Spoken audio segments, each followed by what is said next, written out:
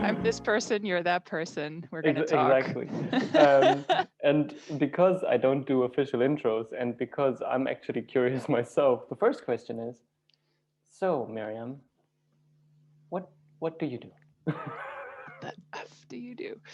Hi, I am Miriam van Groen, and I own a company that trip guides people in psychedelic journeys that they undertake for their personal development, basically. So it's somewhere in the between a recreational experience and a really medical therapeutic experiences, which are two realms that I think people are most familiar with. And then there's kind of this in between, which I've called intentional. So you go into it with an intention to go inward, to see yourself through a different lens, from a different perspective, and to have somebody there with you that can help you navigate that altered territory, so that hopefully the impact of that is as positive and lasting as possible. Yeah. So the first thing that comes up for me right away is, and maybe people could tell from your name, which is van Groen, or if I pronounce that even at all correctly. Yeah. That's pretty good. It's pretty good for a non-Dutch Germans, man, person. they're the best at it. Yeah, exactly. But just because I want to point out, you are from the Netherlands, where taking such substances is illegal. So some of them. So specifically, specifically, we work with psilocybin-containing magic truffles. I'm sorry about my connection. I'm not sure what that is. Problem. So psilocybin-containing magic truffles, and those are, so there's mycelia, and sometimes those grow into mushrooms, which can contain psilocybin in certain species. And then there's also the growth form of truffles. And a couple of years ago, 15 or something, unfortunately, mushrooms were banned, but somehow truffles did not end up on that list. So they remained legal to purchase. So you could just go to any smart shop, which bigger cities have, and buy them over the counter with a sell-by date in a neat package. So that's pretty cool. Yeah, that was just important for me, that we're not talking about anything like illegal or even semi-illegal, but literally something that people can do in the Netherlands and something you support them on. Yes, very much. So you basically sit with people on their intentional journeys. Yes, it's a very interesting job. I can absolutely imagine that. But so maybe, can you describe how it usually is? So a person comes with you saying, I have an intention. Yeah. Or so how does the process work? How does the process? So people reach out, and then we plan an intake, and they fill out a quite extensive form, which is about their background, about their what they know about themselves, psychologically and health-wise, mental and physical health, and their intention. Yeah, why would they want to do something like this? And we talk about that, and for a good hour, and then decide whether we think that, this sort of an experience is for them, and whether they then want to do that with me specifically, or, in cases of my colleagues, with my colleagues. And we do that one-on-one with people. So there's other organizations that work more in a group type setting, or maybe like a longer thing with a weekend with more stuff before and after as well. Our sense is really that whatever people take away, they need to implement that in their life somehow. So it's very much, you need to do this. You're doing this, and we're there to support you, but we're not gonna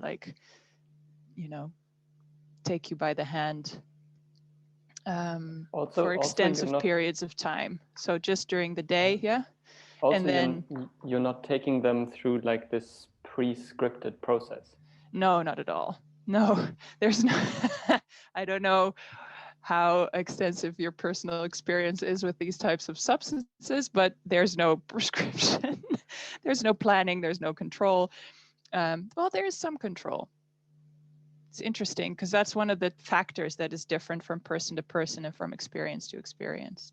Some people will describe, oh, I was in this space and I could really like pick where I wanted to go, and then I went there. And other people were like, oh, I was along for the ride. It just took me places, right? So, and then there's this whole spectrum of things. One of the things we do with dosage is that we make sure that it's enough for people to really have a very different experience than they would on a normal day. So it's very obvious that something's happening, but at the same time, they can still orient themselves. If they open their eyes and look around, they're like, okay, I know where I am. I know when I need to go to the bathroom, and I can get there slowly, but I can get there. So we're not going crazy with the dosages. And so that's also usually a recreational dose might be a bit lower and a medical dose might be a bit higher. And then over there is a heroic dose, which is not for beginners. And over there, right over there somewhere. Yeah. Where things you didn't even realize were part of your reality just stop being part of your reality. Mm-hmm. And over there is like the microdose, which mm-hmm. is a thing that's kind of hot these days, where you take a little bit, which doesn't seem to be doing anything, but it's still doing something. Yeah, neurologically. At least, yeah. So maybe as one last question about how you got here, I imagine there must have been experiences you've made with mm-hmm. these substances that were like, oh, this is interesting. But I also imagine there must have been situations where you were sitting with people having experiences and going like, oh, this seems potentially helpful. Yes. Yeah. And I'm curious if there were any moments where something just came like, wow, this is fascinating and there's potential here. Yeah. Let me say actually one thing more about the third phase. Like we've got the preparation phase, we've got the thing itself, and then there's the integration phase, which is really, really important, and very much distinguishes it from a recreational experience where you don't really go like, oh, what do I do after? It's like, oh, that was fun, and the end. So we help people with integration as well, kind of how do you make this fit in your life? How do you practice this? How do you take this with you, basically? So on that note, I had my own recreational experiences with a lovely bunch of friends, and we would go to festivals and parallel to that, I had, we know each other through circling, so an authentic relating practice. And I was doing stuff like that, like personal development type practices and workshops.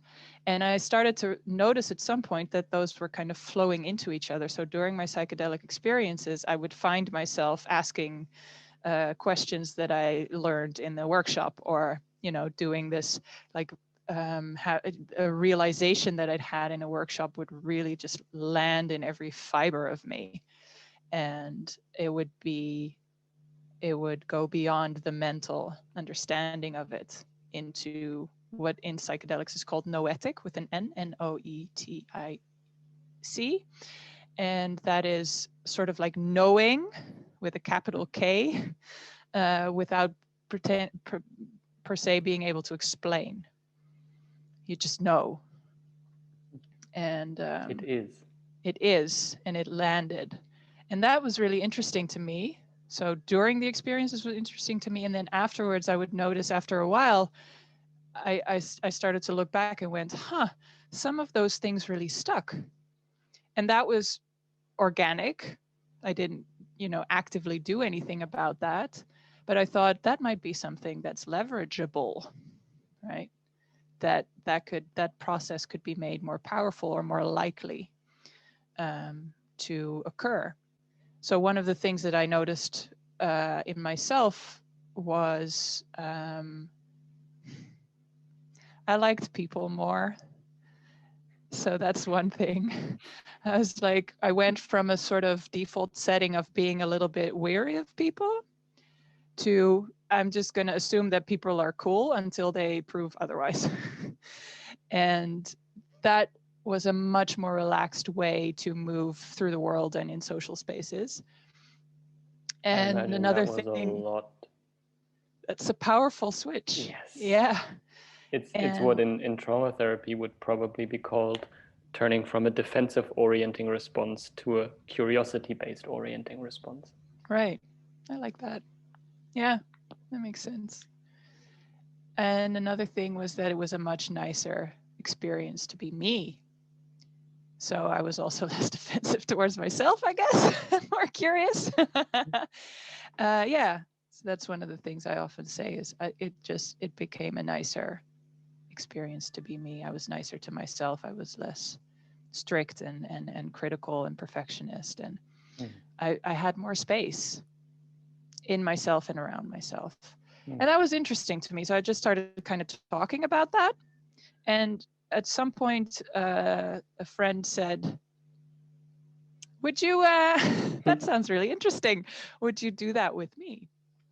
And so I stayed sober and we circled basically while he was on this substance. And so for people who have no idea what circling is, yeah. Circling is kind of, or as a practice is basically all about how can we stay in the moment together.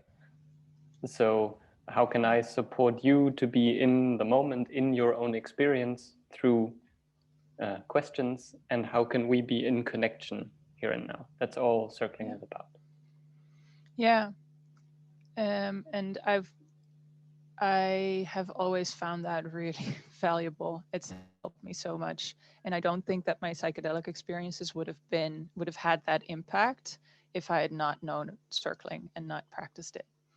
And other things as well, like voice dialogue type things. I think, internal family systems is kind of related to that. Just like, oh, here's these different parts of myself and they're all trying their best for me, but they may have some, kind of clunky ways of going about it, but they're very strong. So let's have a conversation with these various pieces. And especially if you're on a psychedelic substance,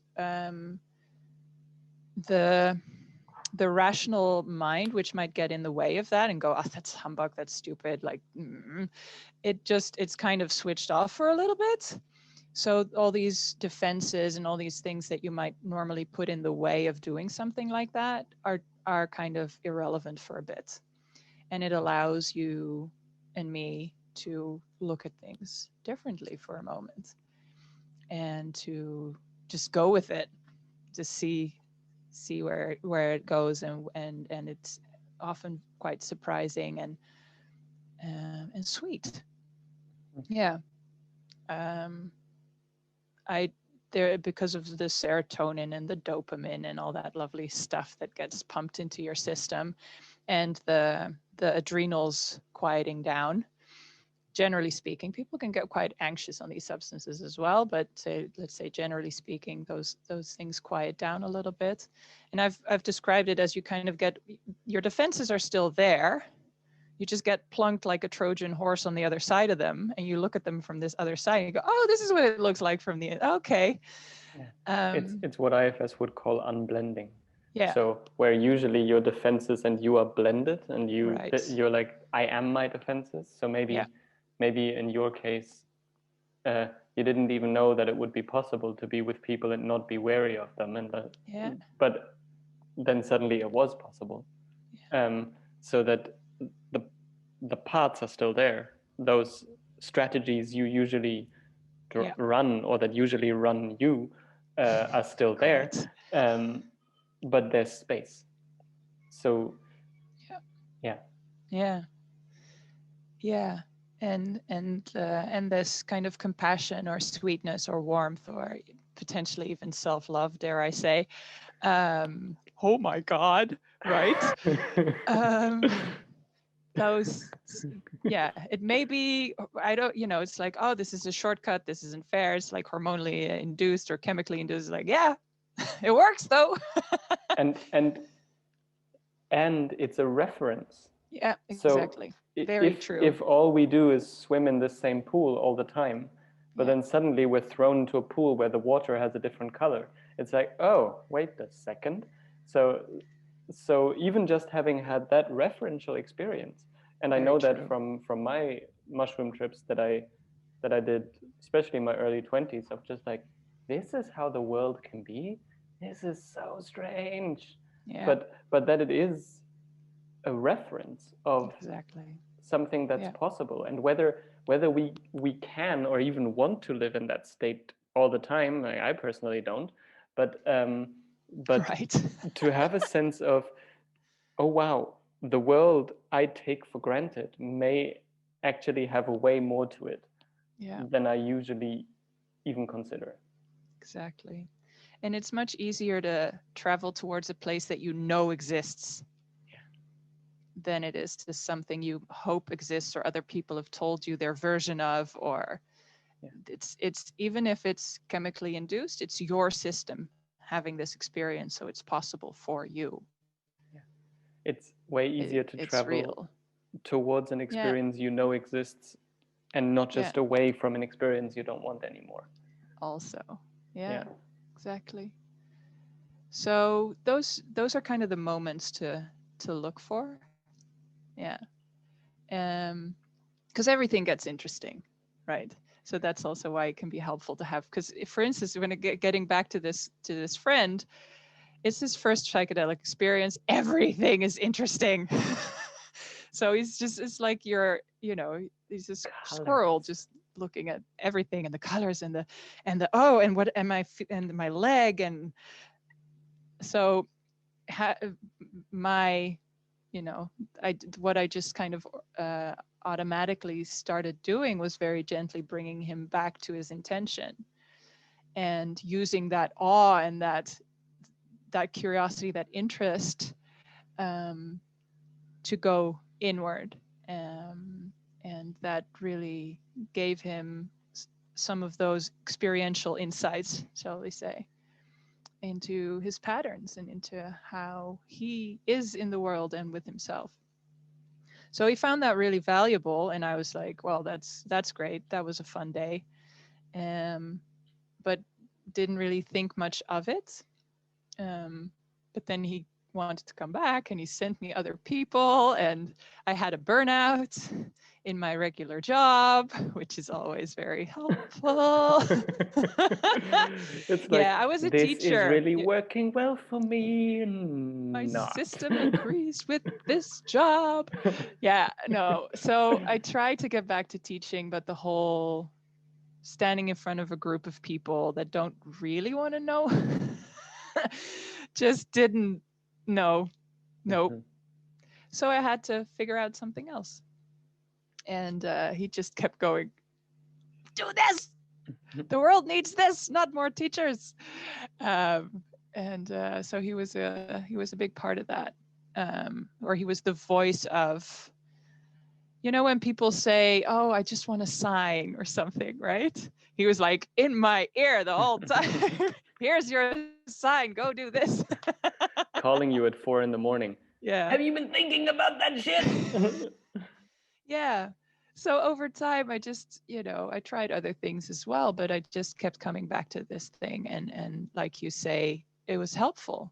The way I was with people, very accepting, but also gently nudging them into what they expressed previously was their intention and their curiosity about themselves, and offering maybe some reframes or some or asking stuff like, oh, but is there another voice as well? Like, I'm hearing this one, but is there another one that wants to be heard right now? And those are just little, it could also be just hours sitting next to each other and me just being there, which felt like an anchor, and I'm being sort of a, how do you say that, like a calm nervous system that people can co-regulate with. So again, the IFS perspective that I really enjoy would be a second self. Yeah. Which makes a huge difference, because then there is something to anchor and orient towards. Yeah. Exactly. And on a nervous system level, the co-regulation, how are you breathing? Where is your awareness? Yeah. All of that makes a huge difference, just both on an energetic but also on a physical level. Also, in what voice is somebody speaking to me? One of the biggest feedback loops we have in our body is voice, and seeing somebody's face and what facial expressions do they have. Yeah. Shit. Well, actually, that's part of the reason why I often ask people to put on an eye mask, because of this socialized mind that even on a psychedelic could still be like, does she still like me? Am I saying something stupid? Da da da da. You know, is this okay? Am I so taking that factor out of it, and having me be more of like, I'm still energetically and like as a nervous system, I'm very much still there, and as a voice. But that element of here's this other human that I'm trying to please or impress or whatever my thing is, kind of that element gets either it loosens up a little bit, and or it can be looked at like, oh, look at me, I'm doing the thing. Oh, I do this all the time, don't, oh my gosh, right? Yeah. Yeah. So And, that, what did you say, that a second self and unblending is the word for it. I like the word unblending. I think it's very descriptive. Yeah. I would say my word would be disentangling, but yeah, that's a good unblending. Yeah. So maybe that's just how because I ended up doing this. Yeah, I totally do. And maybe just a bit more personal, because I think I know you from a time when you were more harsh. Way back when. And I think I know you from a time when you were mostly harsh with yourself. Yeah. I think you were already much more accepting and what I would say patient. I think you or it seems like you have a patience also with people that, for instance, I don't have. Like I'm not the most patient person in the world. Oh, you don't. For you, it's not a good idea to have a job where you sit next to a person for 8 hours. I don't think that would be my job. No. Gotcha. Yeah. I'm happy to be with people, and I'm also, I mean, my job is also being with people in their process. But exactly. I would not be the right person to sit there for 8 hours. That's not my my system does not agree with that. I understand. Yeah. But it does make sense to me that people would be drawn to doing this kind of exploratory stuff with you because of that patience, and also I think those steps that I've seen you take over the years of being very hard on yourself. God damn it. And I'm very happy to hear that that's less the case. Yeah. I have my relapses, shall we say? Who doesn't? Yeah. So, and we were actually talking a little bit before about my last couple of weeks, and that was one of the factors or one of the indicators, because that's another thing that that creates this space or this unblending, is to have, for me, a little flag or a little red blinking light on my dashboard of my life, just going, oh, I'm saying harsh things to myself again. Ding, ding, ding, ding. What's up? Rather than I'm saying harsh things to myself because I deserve it. Yeah. Right. And through that parts perspective, usually the way because it sounds like a massive inner critic, which is what many people carry around with themselves, and which is one of the most useful things to carry around with yourself, because it's very, very beneficial. But in my experience, an inner critic has this interesting pattern that it's the critic criticizing another, usually very small part. And the mean thing about the critic, and I think this is so horrible, is that we can switch then constantly between, oh, I hate myself, and oh God, I'm so hurt.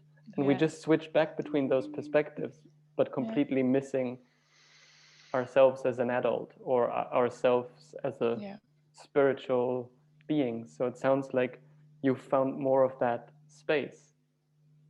And I actually imagine that that's one of the main places where psychedelics can also support people, is getting out of exactly these loops. And it's exactly those loops where we're just constantly jumping back and forth. Yeah. Costs a lot of energy, right? So since my burnout, I don't have the same amount of energy. I'll probably never will. Some people are like, oh, don't say that, or that's not true. I'm like, okay, well, that's currently is my experience. I do not have the energy I had. I do not have the IQ I had. I lost like 10 to 15 points somewhere. I just never came back. It's okay, because I had enough of them. I had a few to spare. It was part of my problem. So see, this is also burnout brain, because I had a thread and now I went on a tangent, and it's like, where was the thread again? But the oh, come on, help me out, Lucas. What was I talking about?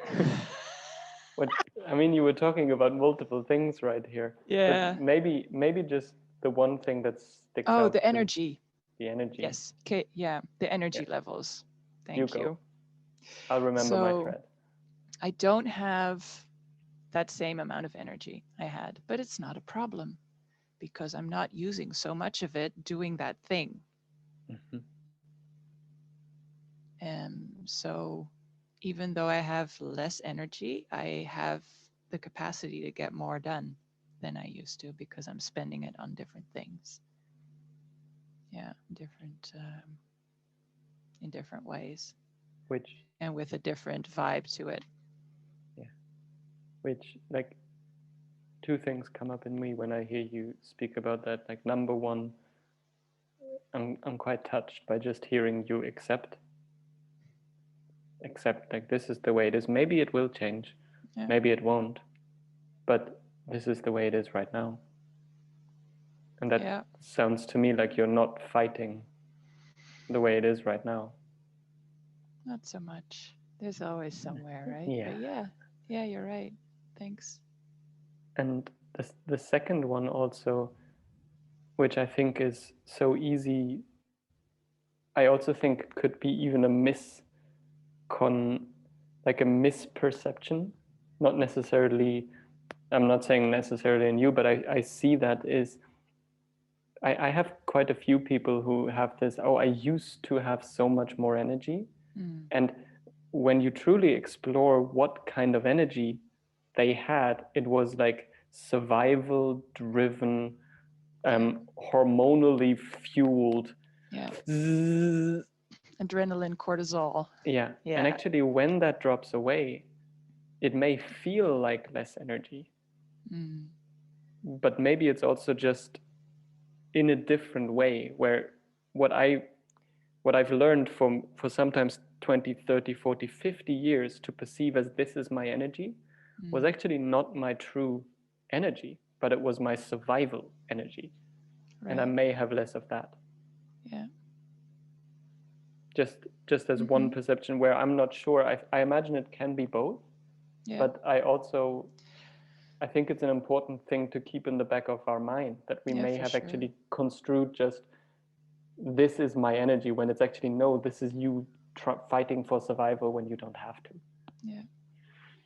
Yeah, potentially.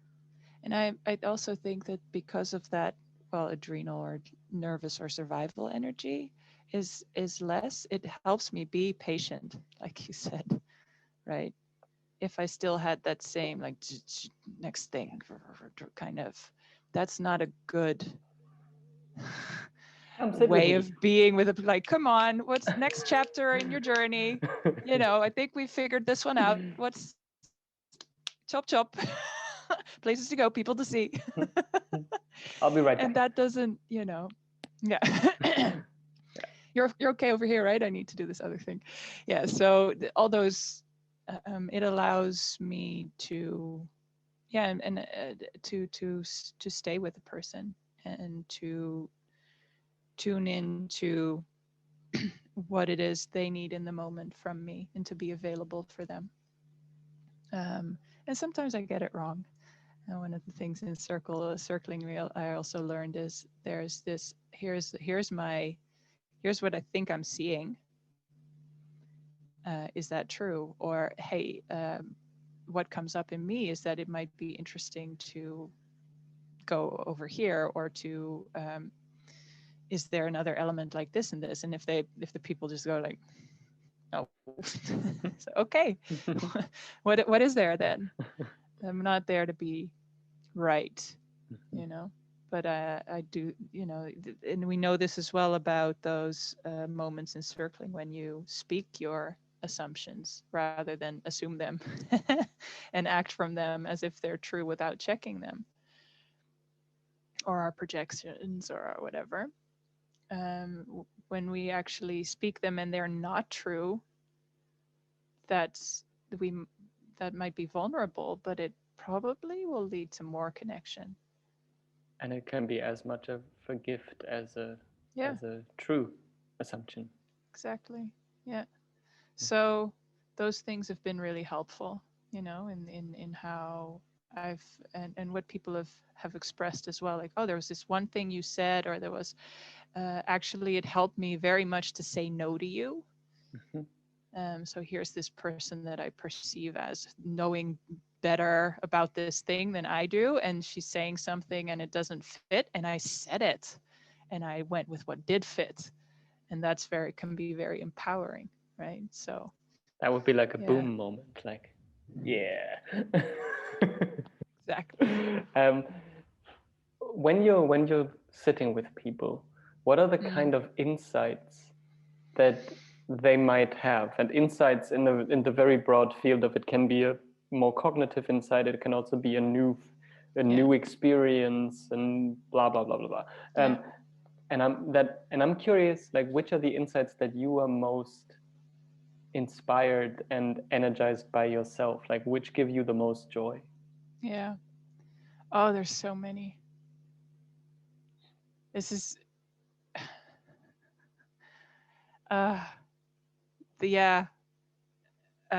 they're very varied. Let me see if I can categorize a little bit. So one thing could be, here's this belief I have about myself. It's blended. And either I say this to myself, or Miriam says something, or there's this imagery coming up in me that tells me a different story about myself. And it's just like, what? So this could also be true. It's not to replace that other belief per se, but just to go, oh, but this, I could tell this story about myself. I could also tell this story about myself. And there's something about the unguardedness of the psychedelic experience where that is allowed to land as a possibility, not as the new truth per se. Like, try that out afterwards. See if it works, if this hypothesis about myself works better for me. Because this whole being nice to myself was purely an experiment. I was like, well, I've tried being not nice to myself. It's got me here. Let me see. Let me experiment. I can always go back to not being nice to myself. I know so that one. I've practiced it before. Kind of looseness. Yeah. Yes, I think we have, to talk about it from a scientific type of verbiage. We have data saturation on this one. We know what this does. Yeah. So let's see. And beyond data saturation, it's like you've built the fucking 20-lane highway. Yeah. It's like, even if I don't do this for 3 months, like, the highway may not have 20 anymore, but it may have 19 lanes. But let me try if I can make this path just by stamping it out. Yeah. So that's the practice as well that comes after. Somebody recently wrote me that I had said this thing to them. They had this very nasty story about themselves, and they were very scared of really going into it, because what if they found out it was true? What if I go inside and I find that this horrible story about myself is true? And apparently, I don't even remember this, because that's sometimes how it goes. I had said, well, we'll take it from there, if that's the case. And that somehow really relaxed them. They went, oh, yeah, that's just a starting point then. I don't have to live there. Yeah, because it sounds like, again, we're talking about that space. It's like, even if I go inside and I may find out these worst possibilities I have about myself are true, then what? Yeah. Like, maybe I'm okay even if I have even if this is true. Yeah. Which often doesn't compute at all, to have this sense of like, yeah, but all of these things are true about me. So, and now? Yeah. Yeah. And another one would be, for instance, around fear, right? So people say, oh, I'm so afraid, and I'm stopping myself from doing the things that I know are possible in my life. And so they're getting on their own case about being afraid. And they want kind of like, even if they don't say it that way, because I try to get people to have a curious intention rather than a fixing or goal-oriented intention, or getting rid of or whatever, but there's still that kind of thing in the back of their mind. Like, if I could just get rid of my fear, my life would be perfect, right? I would do the things that I'm meant to be doing. And what I love is when they become friends with that fear, and they're super surprised. You know, they would never, or, you know, the thing that they thought was what would help was not actually the thing. And by being open to it being different than they imagined, with the help of the substance, they could land a little bit in that reality, and then maybe afterwards start to experiment with that story. What would that mean if this other thing were true? So there's a gentleness about it as well. And like, that's another thing that I guess, like when you said you seem softer, I think that that's my new preference, right? And so it might be another tunnel vision type thing. I'm okay with that. I think it's a great tunnel. I like this tunnel. Yes. So when if there's some sense of more softness, more gentleness with themselves for people, that really, yeah, I love that so much. It's also about, so I hear that softness about multiple things, like both, can you personally be soft with yourself? Yeah. Can other people be soft with themselves? But also, can you hold the exploration you have softly? Yeah. And the thing I actually find really fascinating in this conversation is, officially this is about like guided tripping. And I imagine like people could experience or expect this to be all about substances and all of these weird experiences, but actually that's not what it's about. It's about how can people experience themselves in a different, new, and potentially helpful way. Yeah. And that's exactly. that's so interesting, is that in this whole conversation we're talking about things, and then sometimes there comes like this added sentence of like, with the help of the substance. But the conversation is not at all about the substance. No. And people, like, they see these Alex Gray type paintings, or they have this, like, this is what a psychedelic is, and there's everything's going to move, and there's geometric patterns and colors, and that does happen. I had that it on also my happens ever, where I looked at my hand and there was literally a moving geometric pattern. And one of my favorite quotes, it's one of the things I remember from that trip, was telling my friend, who was also tripping balls, and just telling him like, it doesn't make sense that we have two eyes. It just doesn't make sense. That was my takeaway. There you go. Yeah. Oh gosh, the interesting insights about life that we can have. Yeah. Another thing would be like to kind of bounce off of what you said is one other thing that I really, really love is when people get in touch with their body in a different way. So that barrier that many people experience between here and the rest, or for some, it's more like they've already kind of integrated their heart, but maybe not their belly. So it's like the line is more here, where they're like, I can feel myself here, but not here, right? Whatever that means to you. But that the body is a source of, well, it stores things, it knows things, it tells you things, it feels things, it does interoception and exteroception. So it feels the world, but it also feels you, the inside. And to have to become maybe more friendly with that and to feel more integrated, I imagine, would be a good way of saying it. Which, again, if we talk about the body, there's often this idea that the body and the mind are separate, which I find quite funny, because how the fuck is that even possible? But beyond that, as you were talking about interoception, exteroception, and earlier you were talking about the fact like your nervous system sitting with them. Our nervous system, especially the vagus nerve, is so important for our sense of safety. And if you actually look at the vagus nerve itself, which is the vagus nerve in trauma therapy, there's a lot of research right now just about that nerve.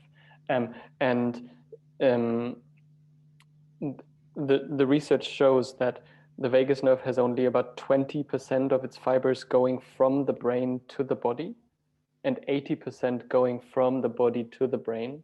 So our sense of safety is primarily sourced from our bodies sending us signals about, am I safe or not? That's what Stephen Porges, the researcher, calls neuroception. Our nervous system is constantly checking, am I safe? Am I safe? When, as you gave as an example earlier, this am I safe in a group? But that's not something we can change with our thoughts. It's 80% of that is coming from our body upwards. So that, for me, makes perfect sense that you say that that's one of the main insights you enjoy, when people get that connection. Yeah, exactly. And they can, and they also get this like vignette or example of that they can trust themselves, that they can trust those parts of themselves, but they can also soothe themselves. So it's enlightening, it's empowering, and it's integrating. Can be, but the set and setting play a large role in those. Those are potentialities, and having this intention and this preparation and making space for integration, having somebody there with you that knows about your intention and that can be that calm nervous system, so that you can, even when you do get activated, you can soothe that again and then look at it rather than try and make it go away, which will make it worse and all that lovely stuff. Right? So because of those factors, your experience can take a different direction. And it makes it more likely.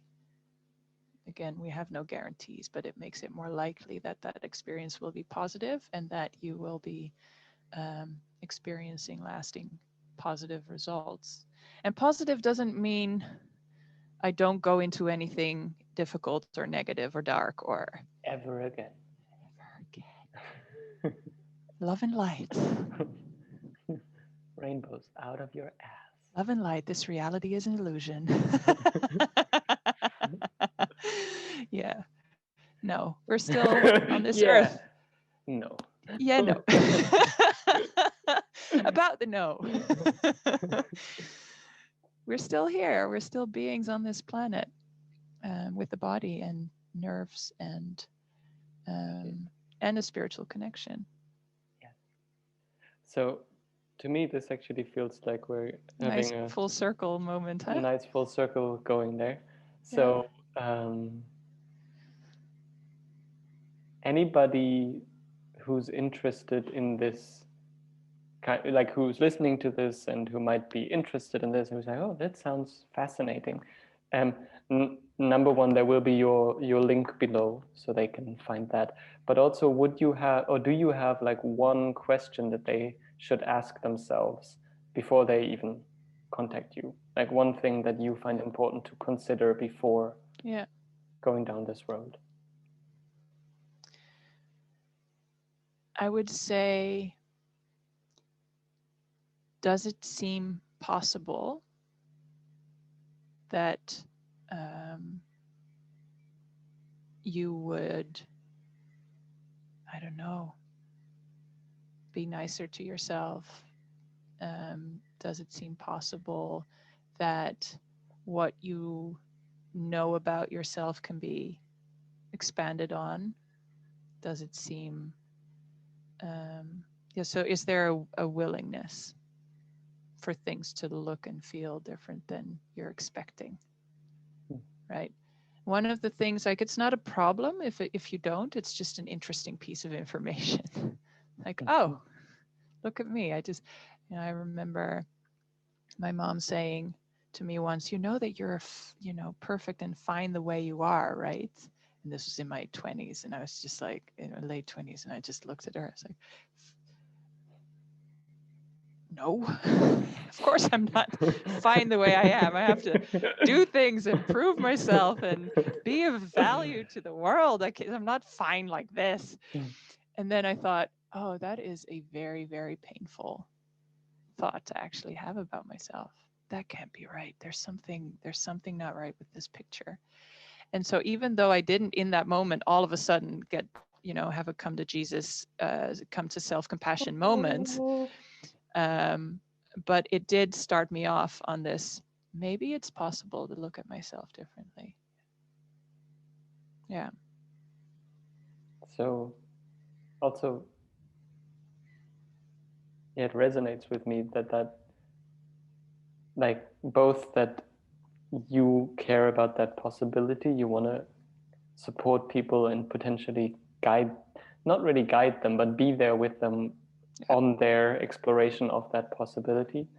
And for me personally, when you speak of being more gentle with yourself, I imagine that's a thing that's very dear to your heart. So I also, that feels very sweet in me to know that that's what you care about, and it sounds like that's what you want to take a stand for also in this world.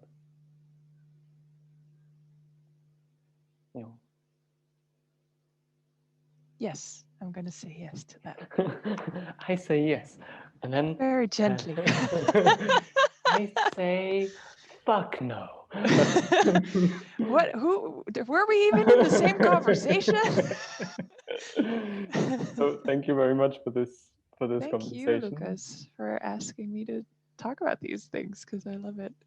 Yeah, I very much enjoyed it, and I'm just gonna press stop because you have to at some point in time. Bye. Bye. You never know what's around the